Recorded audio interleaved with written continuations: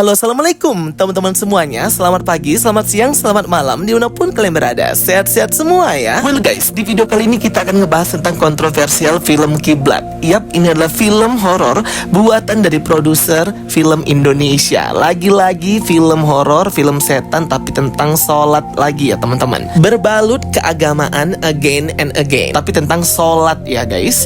Aku kurang suka ya nonton film horor yang membawa gerakan agama Islam seperti sholat seperti ini. Jadi Jokastoy nggak pernah nge-review film-film seperti ini ya teman-teman, film horor yang kayak gini. Nah, beberapa hari yang lalu trending banget di Twitter dan di beberapa sosial media untuk ngajak boykot bareng film Kiblat ini yang dinilai dan disinyalir itu menistakan agama. Akibat dari trending boykot ini sampai MUI atau Majelis Ulama Indonesia itu mengeluarkan fatwa bahwa film Kiblat ini tidak dibolehkan tayang atau gagal tayang, membuat akun sosial media promosi film Kiblat itu hilang ya guys. Dan jadwal tayangnya pun tidak tahu kapan, serta semua hal yang berurusan dengan film Kiblat ini pun di cancel. Lah, kok bisa? Apakah sampai seperti itukah film ini menistakan agama seperti yang dikatakan oleh orang-orang? Jujur, sebenarnya film seperti ini yang mempermainkan sholat, mempermainkan agama sebagai horor itu udah sering banget di Indonesia ya. Mungkin ini nih kayak titik baliknya bahwa produsen Indonesia tuh harus lebih kreatif dan harus berpikir jangan tentang sholat, jangan tentang agama lagi yang dipadu-padakan dengan film horor gitu guys. Sebelum-sebelumnya kan juga banyak genre seperti ini, seperti Makmum, Sitjin, Kanzab, apalagi lah itu ya yang berseliweran di bioskop Indonesia. Dan malah memang itulah yang disukai oleh masyarakat Indonesia, nonton film horor yang begitu-begitu. Cuman ini kena batunya ya film Kiblat ini ya teman-teman, menampilkan poster yang sangat kontroversial sekali. Salah satu gerakan sholat agama Islam yaitu rukuk, tapi dibuat rukuk ke belakang gitu guys, seperti patah gitu ya tulangnya. Lagi-lagi komentar para netizen, hal ini membuat orang takut sholat,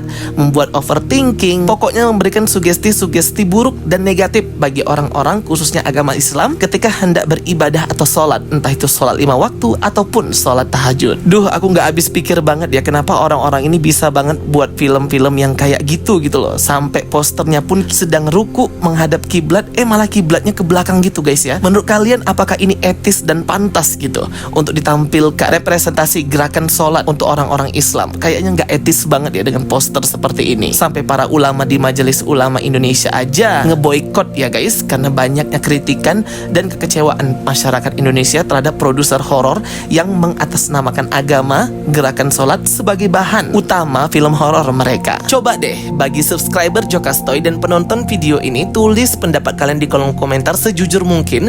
Apakah etis film Kiblat ini untuk tayang sekalipun sudah revisi posternya dibuat ataupun diganti judul? Menurut pendapat kalian gimana nih film horor Indonesia yang sedang hangat-hangatnya membawa konten keagamaan, gerakan sholat dan sebagainya sebagai bahan jualan film horor mereka? Tulis pendapat kalian ya. Tentu namanya pembuatan film balik-balik lagi ke keuntungan. Produser film gak akan pernah buat film yang gak laku di pasaran, karena memang balik lagi penontonnya adalah masyarakat Indonesia yang suka film horor ataupun film hantu, ditambah lagi dengan bumbu-bumbu agama kayak gini yang memang laris di pasaran film horor Indonesia. Alhasil para produsen film ini buat aja terus-menerus ya film-film hantu, film-film horor, film-film setan yang berbau keagamaan lagi dan lagi. Ini akhirnya malah kena ditegur, bahkan terancam gak boleh tayang oleh MUI. Tapi kan bisa kalau mencari keuntungan tidak seperti itu juga sampai mengabaikan etika, moral, keagamaan. Kan banyak film horor lainnya yang sukses di pasaran seperti garapannya Joko Anwar, KKN di Desa Penari, Badara Wuhi, Siksa Kubur, Pengabdi Setan. Itu kan merupakan horor-horor genre Indonesia yang disukai masyarakat Indonesia, tapi kan nggak bawa-bawa kayak gerakan sholat. Walaupun memang ada membahas tentang keagamaan Islam di dalamnya, tetapi kan bukan itu inti dari ceritanya. Beda kayak film Kiblat ini ya, dimana memang si kiblat atau gerakan sholat itulah yang menjadi inti konflik horor tersebut, yang sangat disayangkan banget menjurus ke menjelekkan agama itu sendiri. Dilansir dari portal berita elektronik Leo Pictures selaku rumah produksi film Kiblat itu seperti sudah mengambil tindakan ya, atau langkah selanjutnya usai film Kiblat, poster Kiblat mereka itu trending dan malah dihujat netizen dan terkena seruan boykot oleh orang-orang Indonesia karena dikatakan ini merujuk ke pelecehan agama, khususnya agama Islam. Pihak Leo Pictures juga sudah mendatangi Majelis Ulama Indonesia yang kantornya berpusat di Jakarta untuk menyatakan permintaan maaf dan untuk meluruskan agar tidak ada yang salah terhadap film Kiblat ini. Sebenarnya konsepnya seperti apa?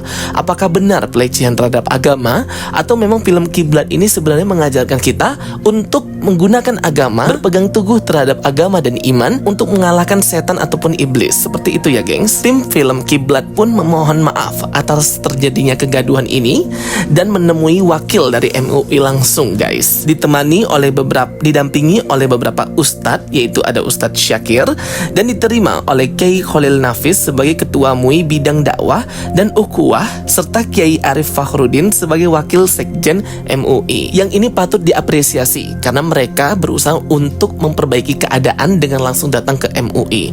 Sebenarnya MUI sendiri itu belum menyatakan official resmi apakah lulus sensor nih film Kiblat ya, karena sensor dan lulus atau tidaknya sebuah film itu balik ke LSF atau lembaga sensor film. Nah, jadi nanti ke LSF nih, apakah disetujui film ini tayang atau enggak.